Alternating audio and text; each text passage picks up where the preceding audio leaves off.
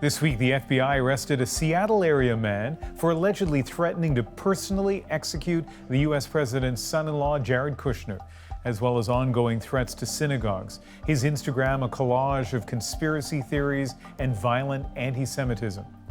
The FBI affidavit noting his recent purchases, a sign of what could have come next. The horrors of the Holocaust did not put an end to anti-Semitism. This is also Holocaust Remembrance Week in the U.S., and less than a week since a deadly attack on a California synagogue, a time when the threat of violence against Jewish people is ever present. All of this is leading to changes at synagogues. As with other targets for mass shooters, like schools, a security mindset has set in. Stephen D'Souza explores how spaces focused on spiritual life are dealing with threats of death. At morning service at Kehilath Jeshurun Synagogue in New York's Upper East Side, the congregation prays in peace inside, while outside, armed guards search every visitor. Entry is tightly controlled. Families here pay a fee for security. Cameras are everywhere, while an active shooter emergency plan sits in every pew like an airline safety card. You're sitting in that pew, you go out that door. Protecting the synagogue and adjacent school has been a priority since 9/11.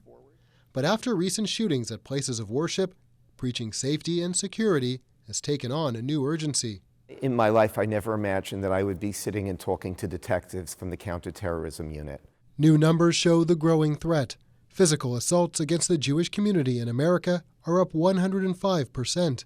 The number of anti-Semitic incidents is the third highest in 4 decades. This is outrageous. Jews should be able to be safe, just like everyone else. While federal grants are available to increase protection, some smaller places of worship have had to become creative. At this church in Florida, armed off-duty police officers are among the parishioners. They come like they're coming to worship. We believe in the element of surprise. Here, the congregation is becoming well-versed in the refrain of active shooter response: run, hide, or fight. They're training members to form a safety brigade to respond if there's an attack, where survival means nothing is sacred.